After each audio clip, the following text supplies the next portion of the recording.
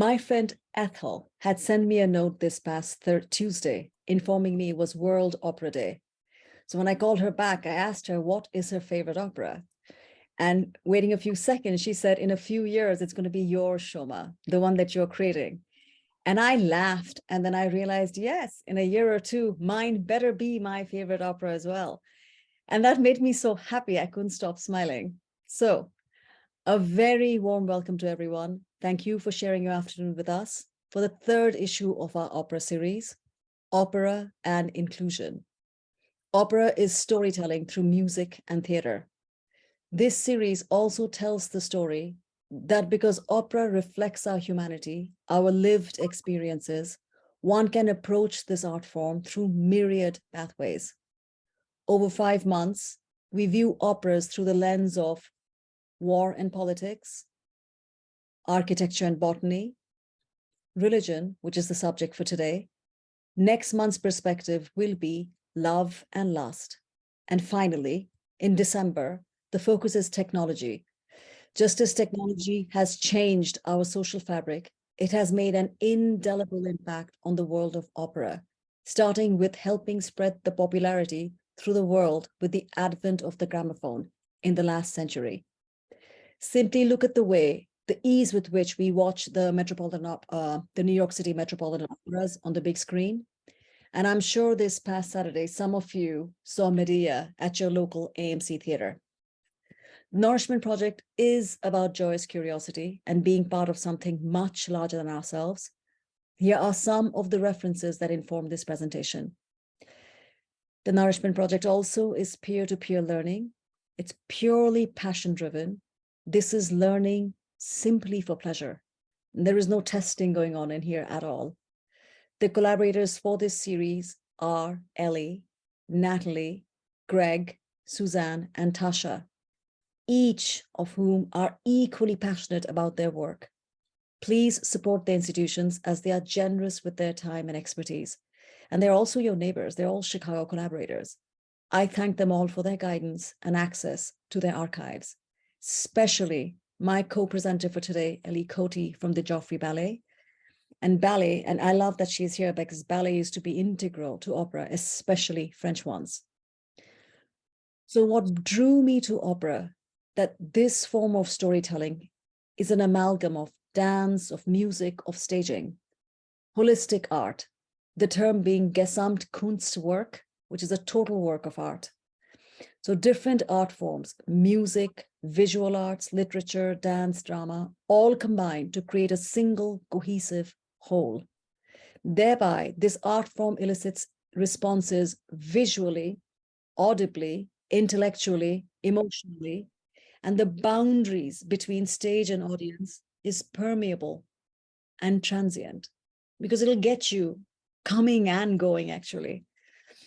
Though music is often the operatic magnet, at other moments, the clever staging makes one gasp, or at least can make one gasp. And it's not just through opulence, but is when you have a truly arresting staging, which then evidences a very intelligent production that the people involved with it has really done their work.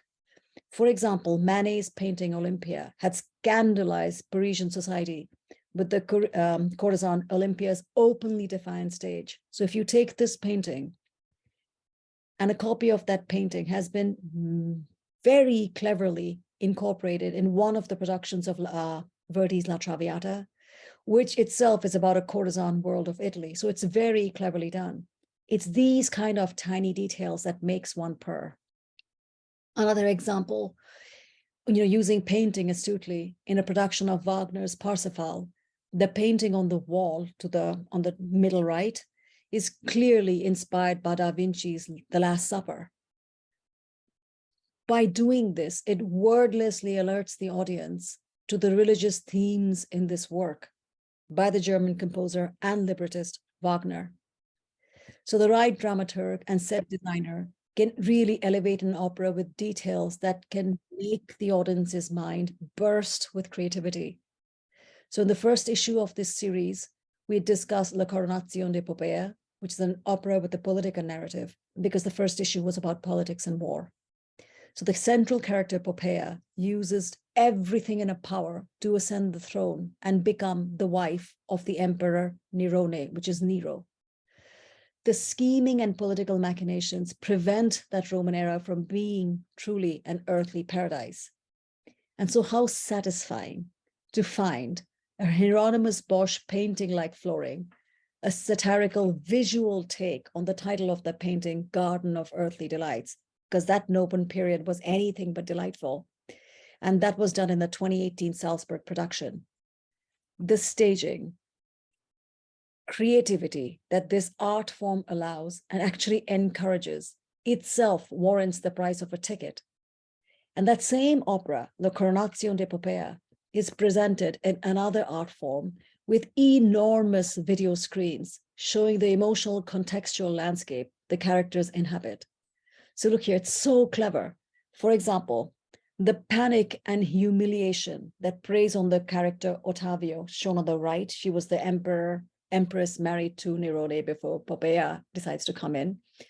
So all the things that prey upon her, her husband's infidelity, the humility, all of that is in her mind while she's singing is indelibly shown on the video screen. So it makes it clear to the audience, no matter what she's singing, what she's saying, this is what preys on her.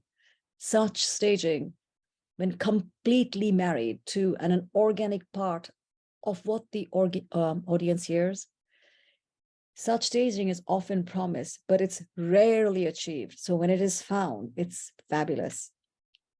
Another example, and this time in something much smaller. So anything that is on stage that is not voluminous enough to pretty much be considered a set is a prop. It's very rare for an accessory to be considered so important that it actually features on the title of the opera. So the prop of this title, the Rose, clearly is important in the opera by Strauss, Der Rosenkavalier, the Knight of the Rose. The prop Rose marks an engagement.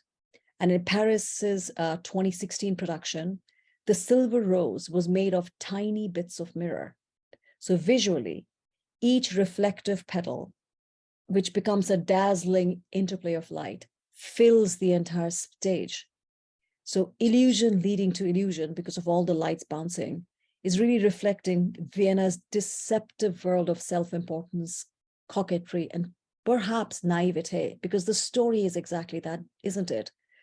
It starts with this disillusion with beauty, the silver rose that propagates the narrative, being made of mirror, is really subtly tied to that first aria in the first act. Well, not the first aria, the aria in the first act that is sung by the Marschallin as she stares into the mirror, lamenting the passage of time. She's lamenting the fleeting quality of beauty, that most famous Stop the Clock aria of Der Rosenkavalier. And so the mirror distorts her perception of herself, of her world, and of her worth. And so that rose, being made of broken pieces of mirror, astutely reflects her contorted view of the institution of marriage. Marriage as a theater of power play, where purely innocent love, once which was hers, is eventually warped. It's really a sad saying. Such glorious details in a tiny prop is a mark of respecting the intelligence of the audience, that you will pick it up, that when I'm there and I see this, I will make the connections. Opulent productions often deservedly get media coverage, yet sometimes it's the quiet ones that have the more lasting power. So of the same opera, Madame Butterfly, a Zurich production, eschewing ostentatiousness, depicts the American character Pinkerton's ship arriving in Japan. And it's conveyed to the audience simply by including the child's toy boat, which you see on the bottom left. That toy boat will soon whisk this character, Jojo-san's child, the little boy, away from her to America with Pinkerton. It's so cleverly done. It's really marvelous. Puccini's same opera here in a production inspired by Butoh, which is a Japanese form of dance, and it's often characterized by very slow poetry and minimalism. But one needs to be careful about staging so that it correctly reflects the libretto. So here's an example. I won't say where it was done. Setting Der Rosenkavalier in the 20th century. Now, though it may look visually innovative, it's utterly incongruous with the libretto, which is the sung text, right? Because horses and carriages play an essential part in all three acts of this opera. In Act 1, the Marschallin is alerted to the arrival of the Baron Ox while she was with her lover Octavio, because she heard the horses coming. Set in this 20th century, do you really imagine somebody in this yellow frocked outfit is walking around or living in a place where you have horses driving by? Perhaps things with horsepower, but definitely not a horse. So incongruities like this alerts one to cleverness that unfortunately provides absolutely no new insights, nor makes one think afresh about the story. So I have no idea why they do this. Maybe they want to show new outfits. Pointless. I would never see Ellie doing anything of this. And that's just the visuals. The musical aspect of this holistic art form, we will not touch in this series, but just to look at all these other aspects, staging, costumes, the libretto, gives us so much. And the intelligence displayed in costumes is sometimes enough to capture one's entire attention. So Leon Bakst is a very famous costume designer, and many of his drawings are displayed in museums, and they are definitely collector's items. So imagine this 20th century, early 20th century, computers haven't been discovered. So everything that he's doing, he's researching on his own. He's not Googling any of this. Imagine the amount of effort and work put into finding these stuff. So now look at his work. This painting is not mere whimsy. It is actually a respectful, detailed inspiration from a Qajar painting. And Qajar paintings comes from 18th, 19th century Iran.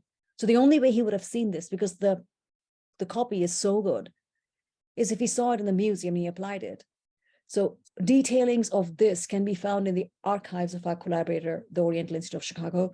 So it's really surprising if you're an opera fan. Things that'll make you more interested in this art surround you everywhere. So again, Gesamt Kunstwerk, this holistic art, staging, music, costumes, all there to enchant your mind. And I'm really grateful and really delighted that Ili is here to share her knowledge, her passion with us near the end of today's presentation. As mentioned at the opening, Tuesday, this past Tuesday, was World Opera Day.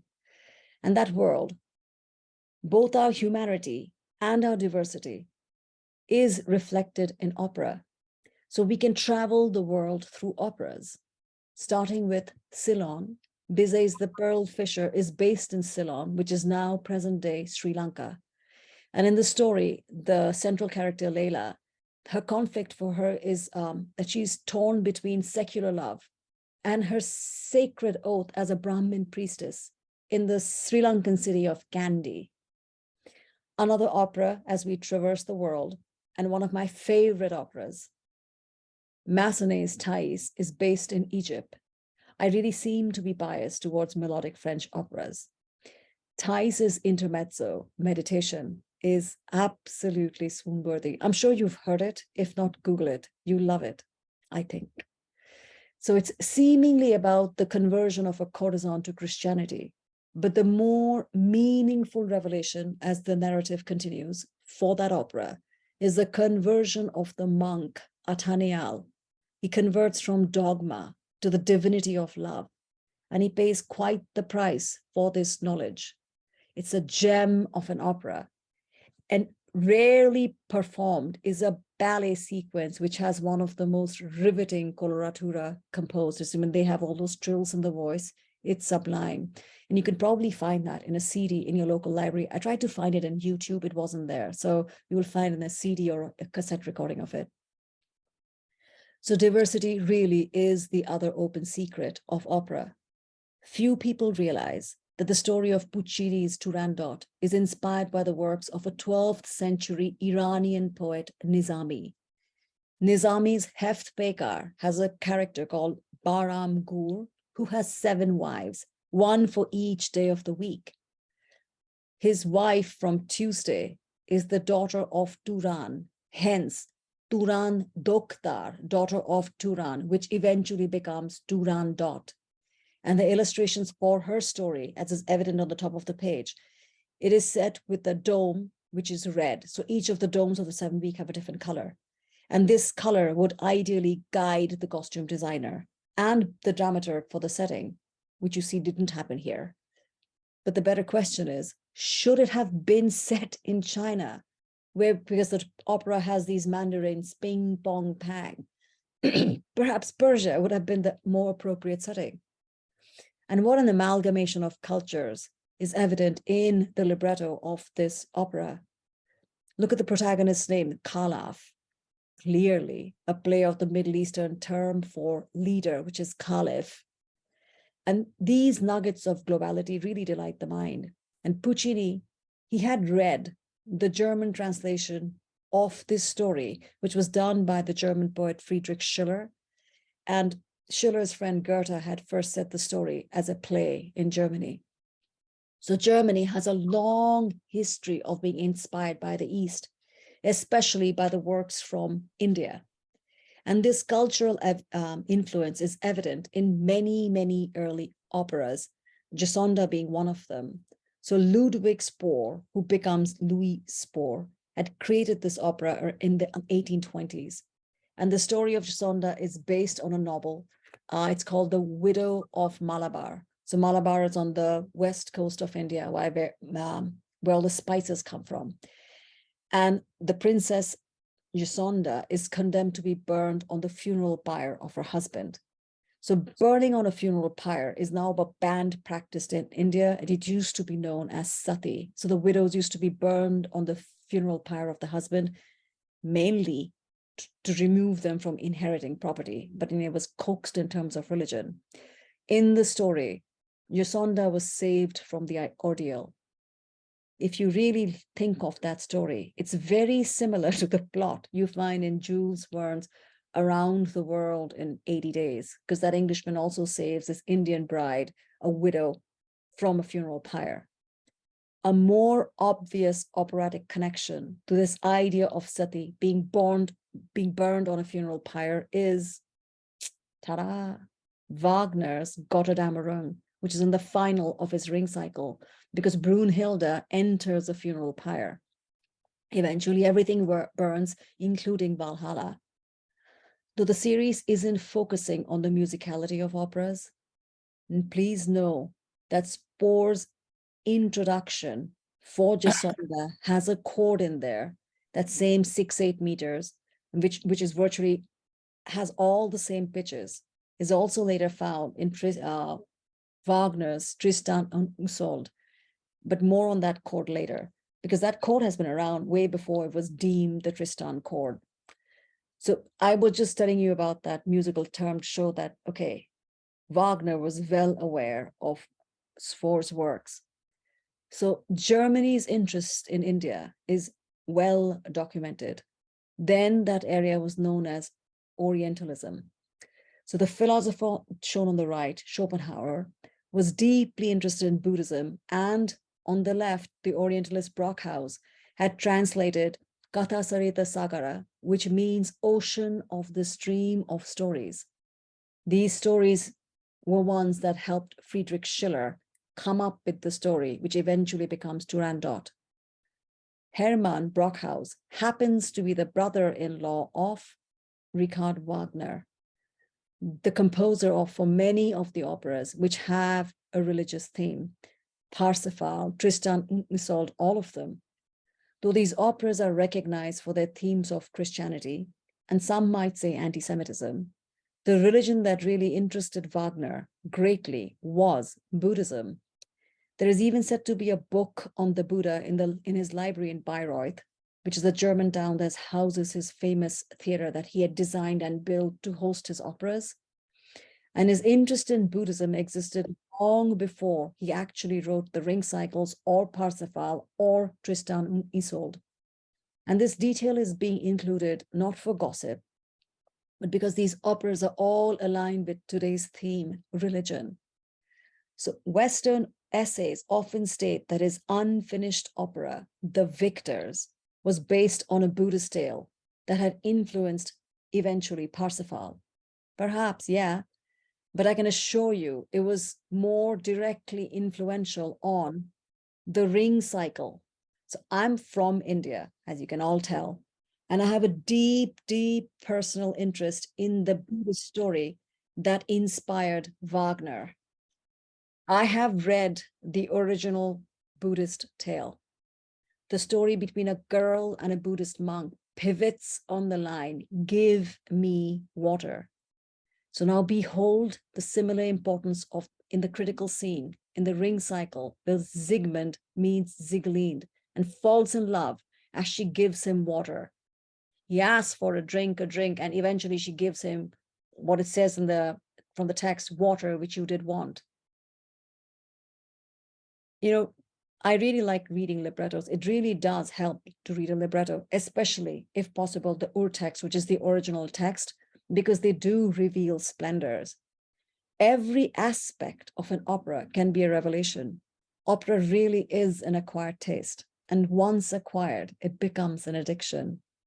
And so, yes, in Parsifal, Wagner's interest in Buddhism shows up in plain sight. And Parsifal was Wagner's drama opera from around 1882. And that opera has a scene where the titular character, Parsifal, shoots down with an arrow, a swan. So the German airline Lufthansa, the logo for that airline is an ascending swan. It's a lifting. So the word Hansa denotes a swan. The word for swan in Sanskrit, the language in India, the original languages of India, from North India anyway, it's the same word, Hansa. And one of the well-known stories of the Buddha is a saving a wounded Hansa, the swan, whom his cousin Devdatta had shot down with an arrow. So knowing this story, this context, one can better appreciate the research quietly evident when a Buddha is presented in a Parsifal production, this one shown in Poland. To the uninitiated, this would seem ridiculous and just ludicrous. But a little due diligence prior to going to an opera reaps a very, very rich personal experience. Operas are subjective, dependent on our own lived experiences, and it helps reflect what is offered on stage via props, lighting, costumes, the entire artistic banquet. So my lived experience, so my cultural, religious, educational background frameworks this series. It really helps select what operas are assigned per issue. What is true for me may not be true for you. So for example, Germany's national poet Friedrich Schiller wrote the poem Ode to Joy that was eventually made into a symphony by Beethoven. So turning a poem into song is a lieder, L-I-E-D-E-R. So Beethoven's masterpiece is humanity's rhapsodic cry of freedom based on Schiller's poem. So now view Beethoven's only completed opera, Fidelio, with that his symphony in mind. So someone else, one might put Fidelio into next month's issue, which is about love and lust, since the story pivots around a wife and a husband.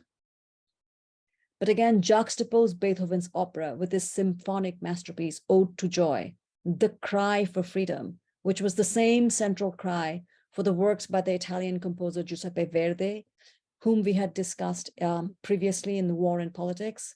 So remember Verdi's opera Nabucco, it has that Va pensiero sulle ali dorate, the cry of the Hebrew slaves, which is about a cry for freedom. So too is Beethoven's Ode to Joy. And so with all of that in mind, Beethoven's opera Fidelio is about freedom, a woman freeing her husband from imprisonment. So I see this should give you an idea how I view these operas, and you may view them entirely separately, but this is the framework that is applied in these series. So sometimes I feel the smoke and mirror of stage dazzlement really obscures the real beauty of the story.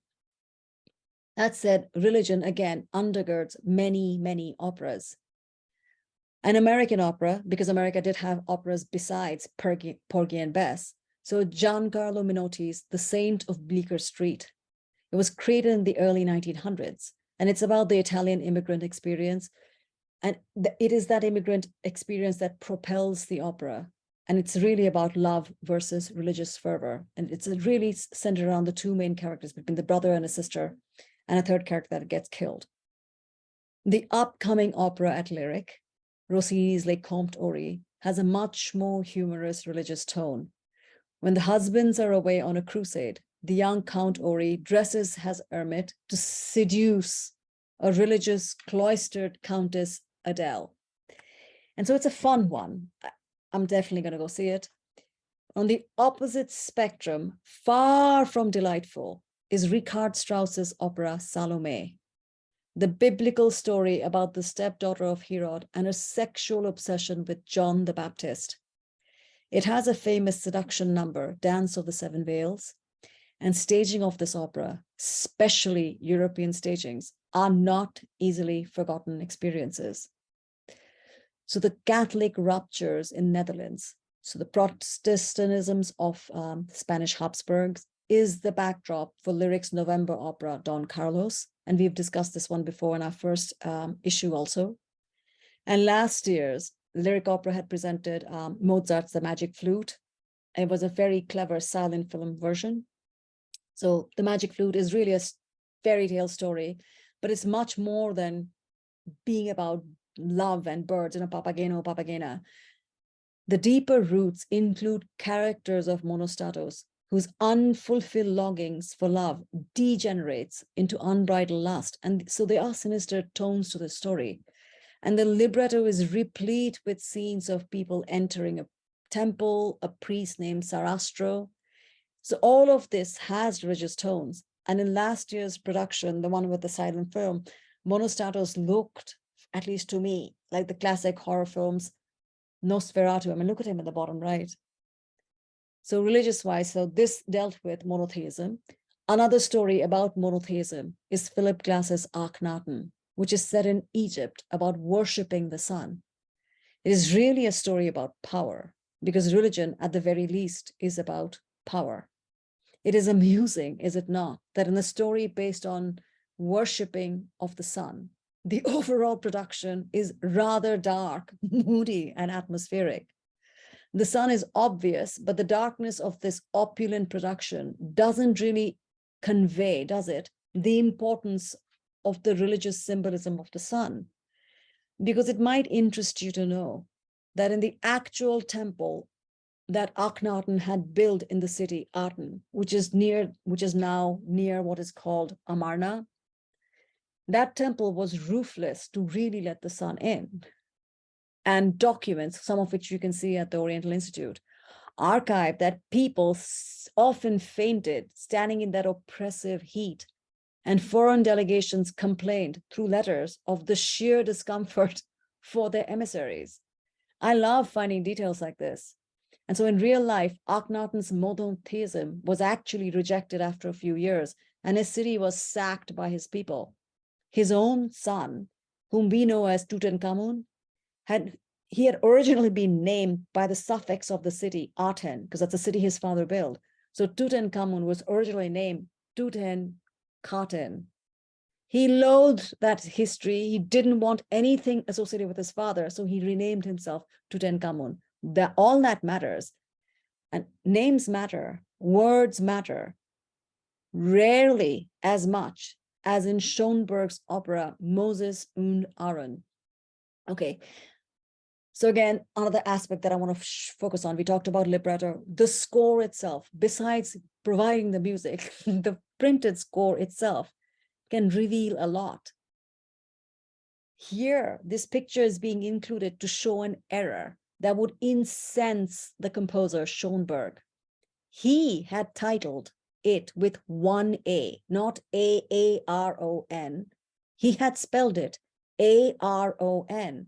And words matter, especially in context of this opera about Moses and Aaron. Because what is the pivotal line in that opera? O word, thou word that I lack. It's a fiendishly difficult opera, ravishing and brutal in its musical vision. So the story is inspired by the Exodus, and the book of Numbers. And Schoenberg's opera recounts Moses's vocation and how he is entrusted by the burning bush with the mission of freeing the people of Israel. So the prophet Moses had a stutter, and therefore his brother Aaron becomes his voice. Interpretation, voice of the people. Whose voice do the people follow? All of this is in the story, and this story is eternally relevant. Whose voice are we following? Many operas can succeed in either a traditional or a modern staging. And some operas are very, very few though. Ones like La Boheme seem to thrive only in a traditional production. But there are others that really, really need a modern or abstracted staging to come off correctly. And Moses and Arendt is definitely one of them. Look, here returns Moses from the mountains, shocked by the debauchery of his people during his 40-day absence. What words can he not find? Look at what they do with staging, aligned with the story. So the two brothers' opposition really lie at the heart of the story. Moses is unable to communicate. Moses is able to understand divinity, but he cannot express it. Whereas Aaron, who has mastered the art of speaking, adulterates the idea as soon as he expresses it. So there is a conflict between mind and matter, ideal and its representation, so conflict between thought and word. And so this opera is a gift to the idea of Gesamtkunstwerk in the right hands. So the idea is theoretically beguiling. The brilliant musical staging. So I'm not talking about material staging, musical staging. And as we go through the next few slides, I'm going to show diverse stagings of the opera over the years, but I'll be speaking to the brilliant staging of the music. This is something I normally don't do. I don't ever talk about music because music is such an completely personal experience. But in this case, the structure of the music deserves elucidation, starting with the tone painting. In Schoenberg's score, the flute waltz accompanies Aaron's first entrance, and it suggests that, Aaron is a happy-go-lucky personality, in contrast to the chronically serious Moses. And the dance rhythms of the second act, which has an orgy scene, is certainly graphic in its own way musically. And Schoenberg lends a really spatial dimension to the music. In the opera, so this is all audibly, Moses's character does what is called Sprechgesang, which is spoken on music. So it's not really sung. And this method was actually invented by the composer Engelbert Humperdinck, though he didn't use it in his most famous opera, Hansel and Gretel, which incidentally is going to be staged by the Lyric in spring 2023. So Moses and his brother Aaron are almost the same personality, the same person cut into two. Totally different, but wholly complementary. Unlike Moses' Sprechgesang, Aaron, who is more emotive of the two, he's more of the charmer, he sings. He's not speaking on music, he's singing. And so the important third character in this entire opera are the people of Israel as a whole. And this opera really is a mental catnip. The up-tempo ending of the first act reflects the people's newfound optimism and brash confidence. When the Israelites file off in, confusion, in idolatory confusion, Moses anguishes, "O word, thou word that I lack." When he says this, it is the accompaniment of a lone dramatic line in the violins. And I don't even read music. I don't play any instruments, yet all of this is evident. I completely understand and I recognize the richness of Schoenberg's musical meaning will forever remain outside my grasp because I'm not a musician. So those of you in the audience who knows how to play music, oh my God, I cannot imagine what wealth is available for you. But my little musical pre-brain picks up It renders me speechless to Schoenberg's musical vision. It's amazing. His music maps the journey of the people from broken and damaged to a mob rapidly losing control as soon as their old certainties disappear. You know, when you don't know what you're doing, once you're new, like everything is exciting. And then it's like, oh my God, what's going on? You don't know. And so at that point, the violence with which they demand freedom is matched with an equally ferocious musical response from the orchestral pit. It is shocking what he does with the structure of the music. And thank God for technology, because it's that which allows me to see these works over and over and over again. The wax on the xylophone, the dangers embodied in the low brasses, all of this, which is evident in the score, is really a revelation. And the only reason I somehow pick up on it is because I keep rewinding it to pick up on these details in the recordings that are available on YouTube. It's pure catnip. And my background isn't even Judeo-Christian, so I can't even get half this religious stuff that's in there. And yet it fascinates me. It's enchanting. Despite all the depths I miss, this opera satisfies me completely, ravishes my intellect in its bizarre carpet of sounds. And Schoenberg, like Moses, creates a contemporary language of music. And so this thing that he's credited with, this dodecaphony, so dode, the suffix means 12. It's a 12-tone technique where all 12 notes of a chromatic scale are given more or less equal importance. And by chromatic scale, I simply means these notes 1, 2, 3, 4, 5, 6, 7, 8, 9, 10, 11, 12 that you see on the set of the piano. And so using this 12-tone technique, what it does, the music avoids being in a key. The afterlife of such a musical experience continues long after the final orchestration sound. Because what is it? This opera, which is really about a thrilling interrogation of blind belief, the setup is raw, timely, and extremely painful. And it is being included here for another important aspect about religion when it comes to the art form called opera, which is the form, unfortunately, of anti-Semitism. So Schoenberg had converted to Protestantism, but later in life, he had reconverted to Judaism. And his religious beliefs are found in his music. And the number 12 is important, is significant to Schoenberg. And that is why I said this would have incensed him. Look at the name, Moses und Aaron, spelled with 2 A's. He had written it without 1 A. He had just written A-R-O-N. So if this extra A is gone, count the letters in that sentence. 1, 2, 3, 4, 5, 6, 7, 8, 9, 10, 11, 12. It was deliberately set to be 12 because the 12 letters in the title of the opera reflects the 12 tribes of Israel. But on a macro level of religion and opera, what is the hindsight that we need to perhaps recognize? So for example, Gustav Mahler had converted from Judaism to Roman Catholicism, likely to facilitate, if not even just simply allow, his rise to fame as the director of the Vienna State Opera. Similarly, Heinrich Heine, a German Jewish lyric poet, had converted to Lutheranism. Schoenberg, no different. Keep looking more. Lorenzo da Ponte, the librettist for Mozart. He was born a Jew and was given the adopted name da Ponte by the one who had converted him to Christianity.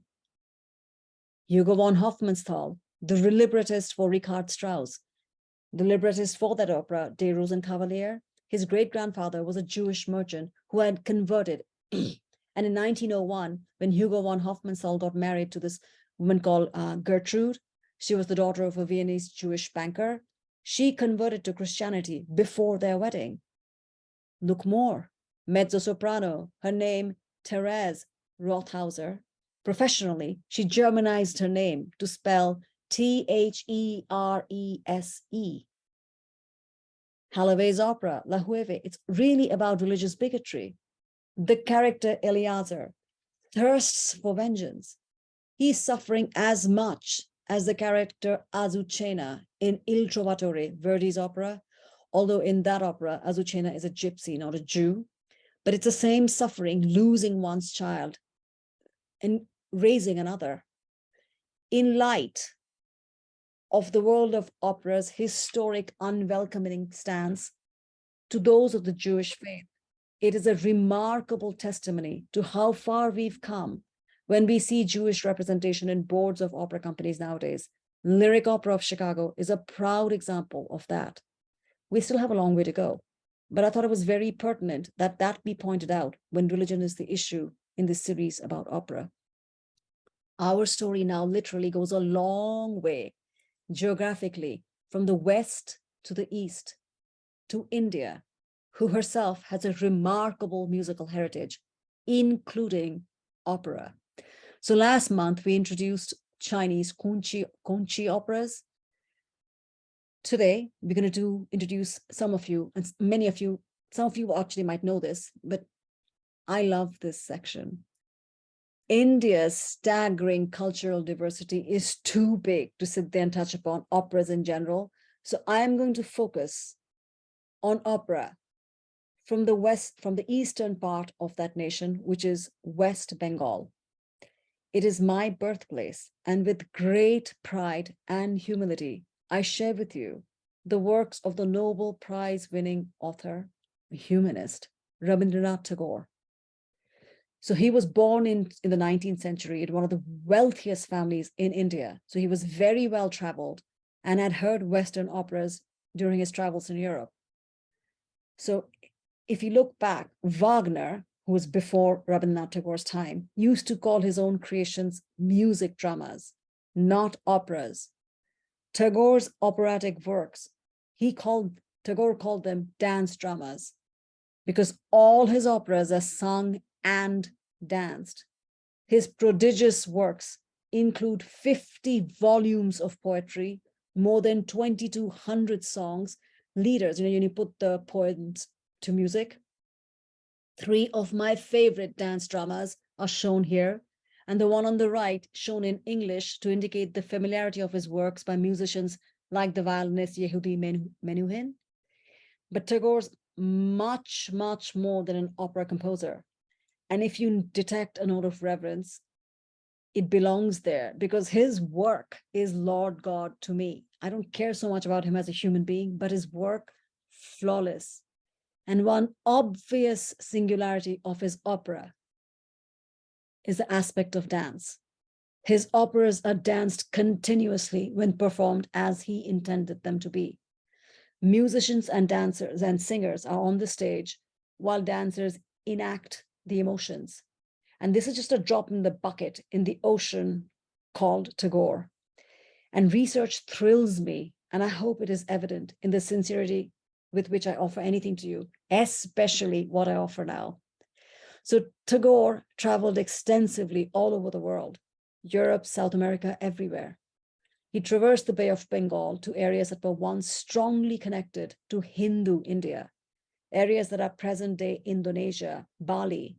In fact, the island of Bali is named after a character from the Hindu mythology Ramayana. So Tagore brought teachers from his school in West Bengal. The school was called Shantiniketan, Abode of Peace. He brought them along with him on his trips abroad to broaden their horizons, so the teachers would then open up the children's minds. He also brought scholars from outside in foreign lands to his university, Bishwabharati, which means World University, to broaden the scope of learning, to allow everyone there, teachers and students, to open themselves up to the new, because Tagore encouraged innovation. He encouraged and believed in change, for there is no growth without change. So here is the Bengali artist sitting in the center right there, Nandalal Bose, photographed with his Japanese colleagues.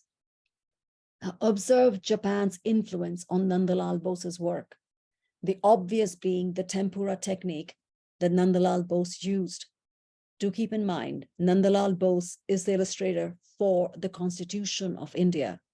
And if you want to see artistry, look at that legal document, Google it. Page upon page of serene beauty, framing democracy. It's gorgeous. If you want to collect Indian art, collect copy of that constitution. Exposure to different cultures within India brought in diverse dances to the artistry of Tagore's dance dramas. This is just a few examples. So from Northeast India, the areas of Manipur, the rhythmic, supple percussionist dancing, twirling in exuberance, matching the cadence of the seasons when they are celebrating the cycles of nature.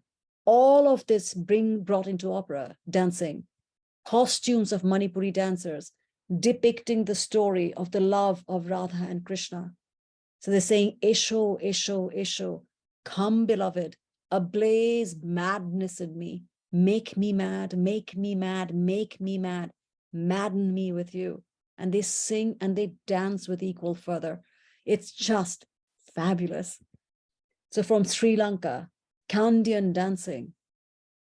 So if you look at what they do, reimagine Bizets, the pearl fisher, because it's the same geography, Sri Lanka, Ceylon.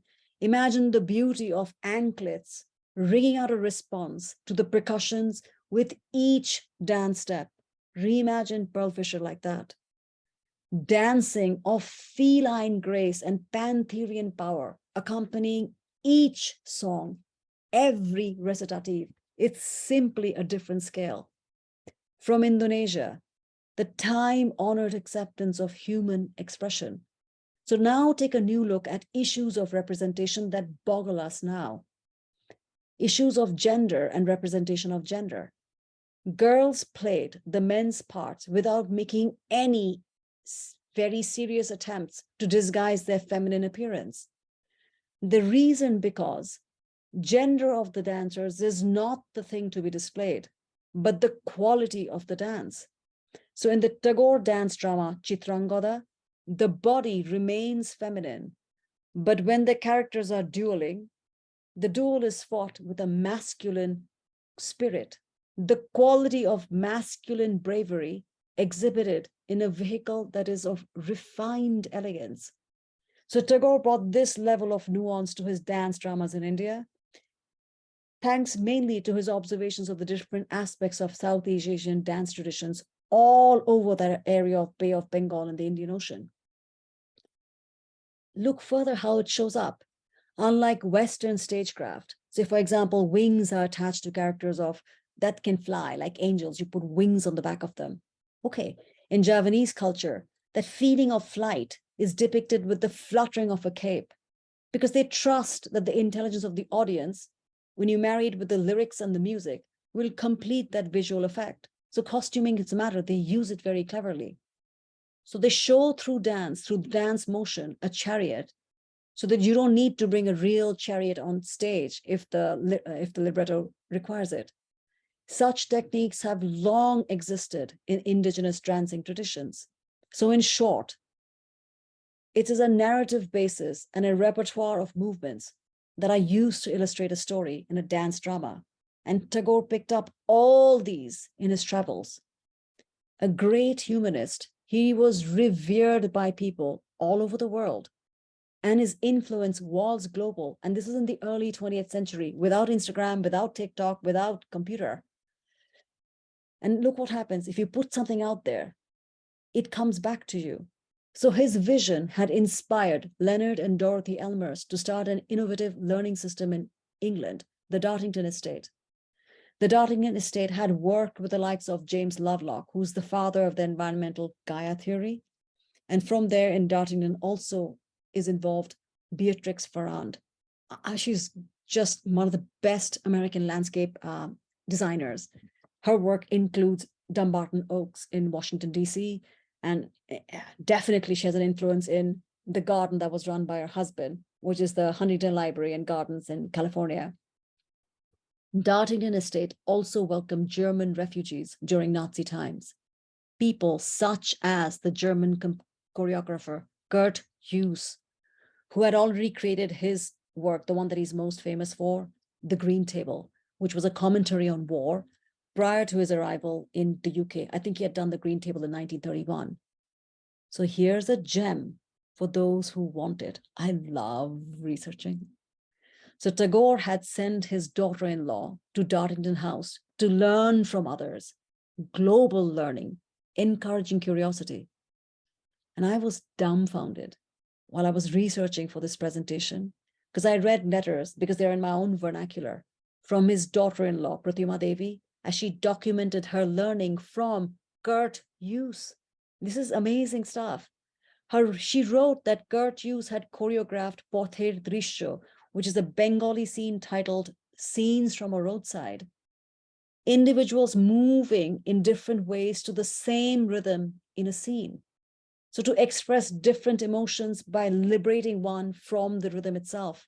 Imagine Kurt Hughes influencing dance movements that show up in dance dramas, revered by millions of Indians in India and beyond.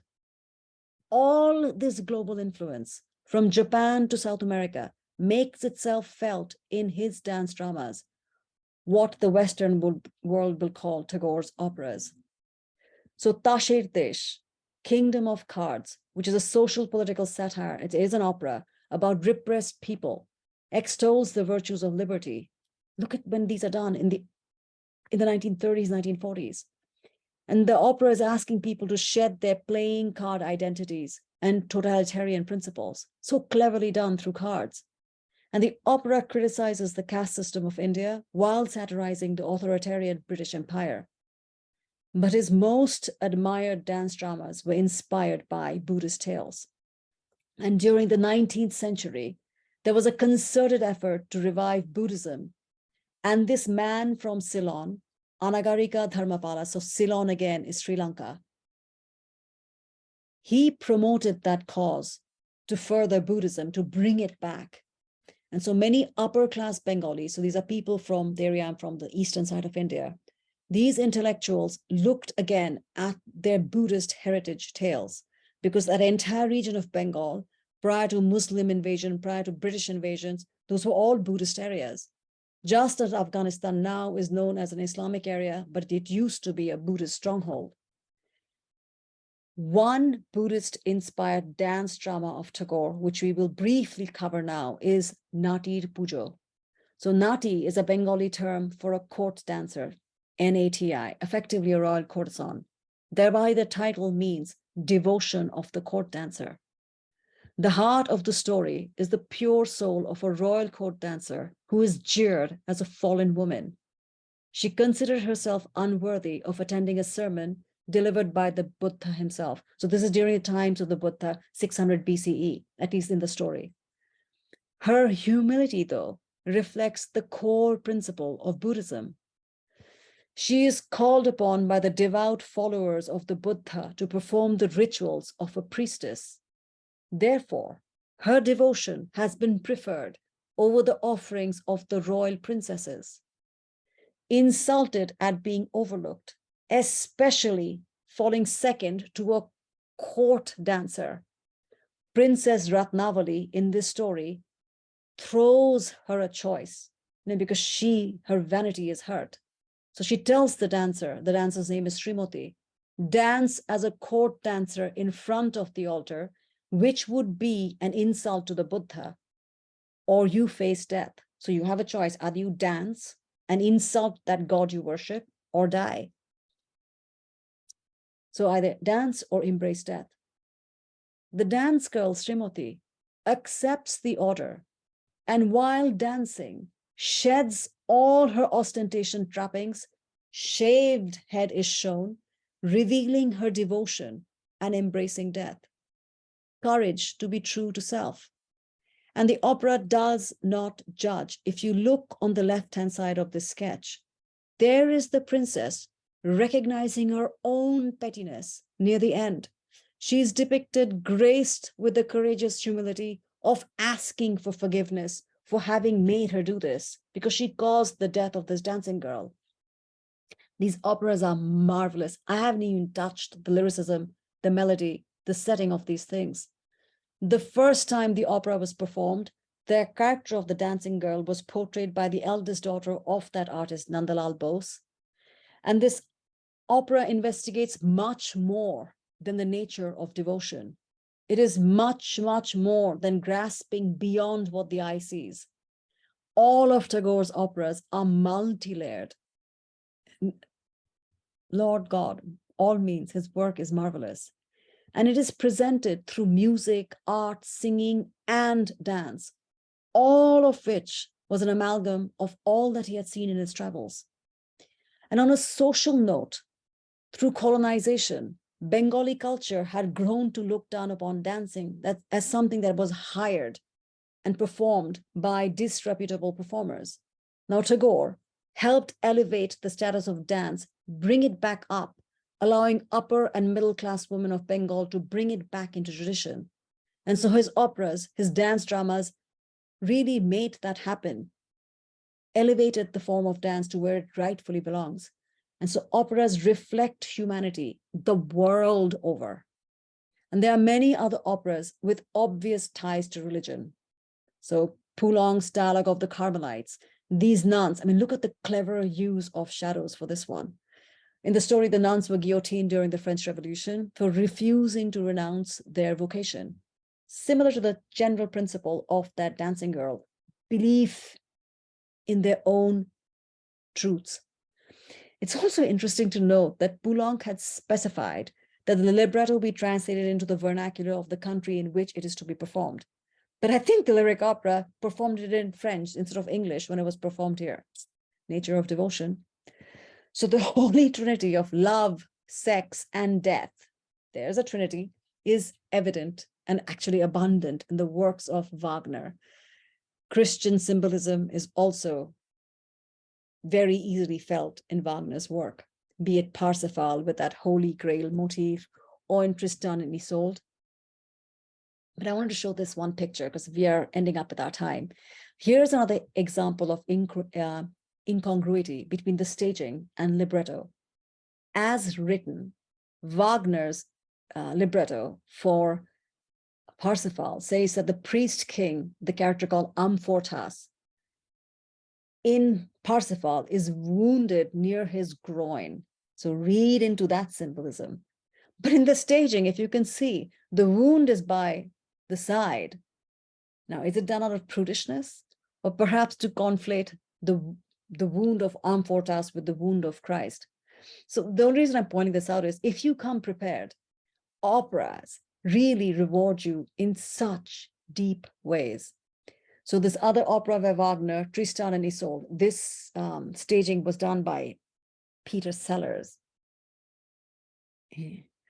So religion seeps through this opera as well.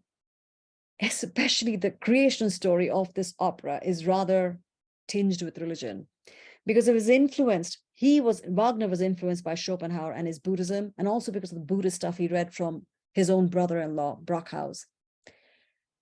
And he was influenced by this. We know this because in his letters, Wagner's letters to his lover, Mathilde Wesendonck, because he was not as religious as his operas made him out to be. He tries to conflate the two. Then he links up the Tristan chord and all of that stuff, the Tristan and Isolde with Nirvana, the Buddhist principles of just not existing anymore. That Wagner's understanding of Buddhism and Nirvana is all off, completely flawed, is besides the point, but he did bring that into his work. So Gounod's Faust, Boito's Mephistopheles, and there's also Berlioz's The Damnation of Faust. There are many operatic versions of the story of Faust, which is another example of religious influence on operas. The general story is the pact with the devil of the character Faust. So the devil Mephistopheles gets the learned man, anybody with a lot of intellect, like a scientist, into a contract. As the story progresses, Faust falls in love with Marguerite, eventually leaves her while she's pregnant. Marguerite kills their baby. Not a good thing. And in one version of the story, she achieves that ever important Christian reward, salvation. So what I find interesting is that in the original German name for the story Faust, she is called Gretchen. When Gounod made the French version, she is called, the Gretchen's version in French, Marguerite. So now imagine in the church scene instead, if I'm going to point to her in the scene, she's down there somewhere. Suppose she was called, instead of Marguerite, because names have been changed, can be changed, I guess, Suppose she was called Mary and you garb her in blue.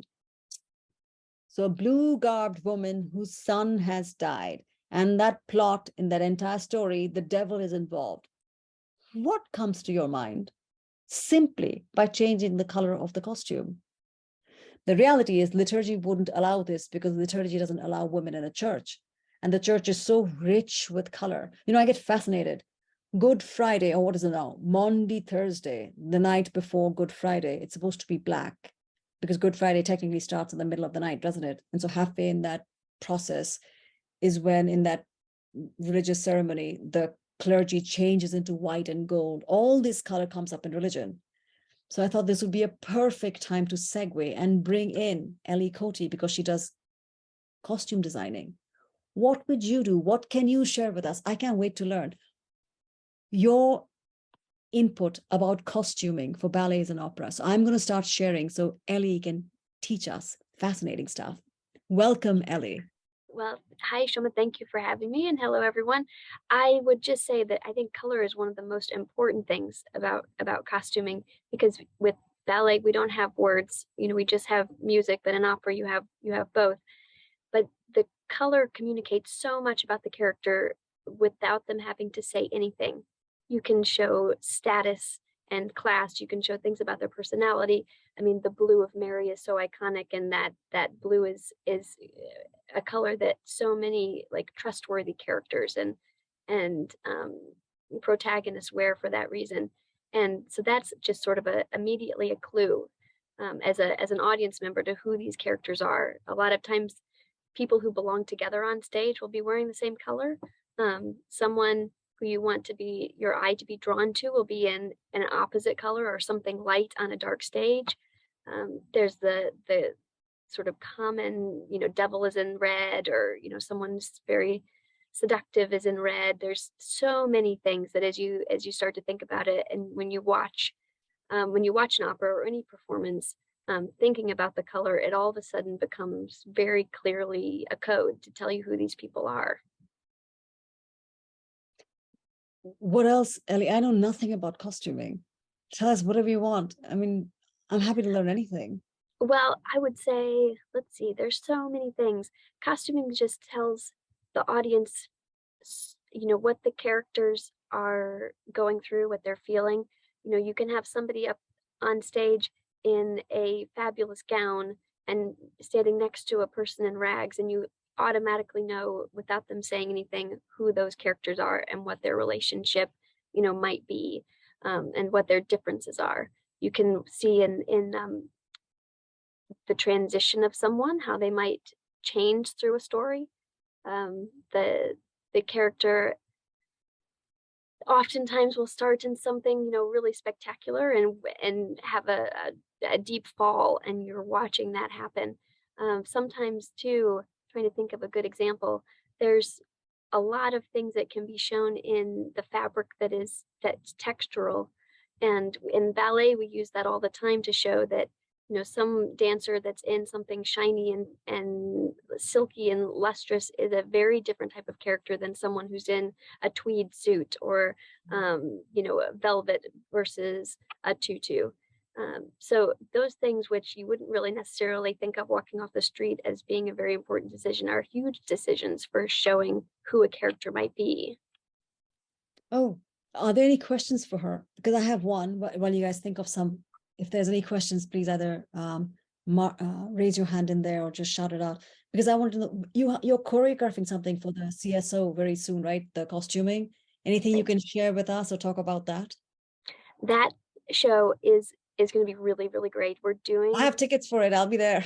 Oh, good. You'll really enjoy it. One of the pieces that we're doing is sort of is based on the opera or operette Platée, and which is a really fanciful story. And we have some really fantastic costumes that are very like Roman Greek inspired, but also very ballet inspired. We have some dancing frogs. They have the most fabulous frog headdresses, and they're, you know, when you watch it from the stage, you wouldn't really think they would be able to dance in these things. And so I think as an audience, you'll really get the just the hilarity of it, and the really it's very exuberant.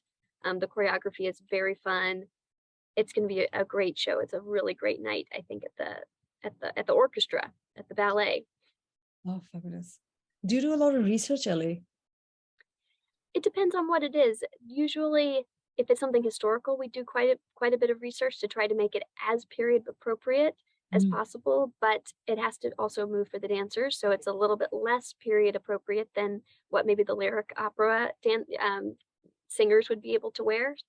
But we do a lot of research on that front, and then also depending on what the choreographers or the costume designer is looking for, we'll research into that vein and try to figure out ways of making things happen for them, because a lot of times people will just have a piece of art in mind that they want as an inspiration, and they don't really want it recreated exactly, but they want the feeling of that.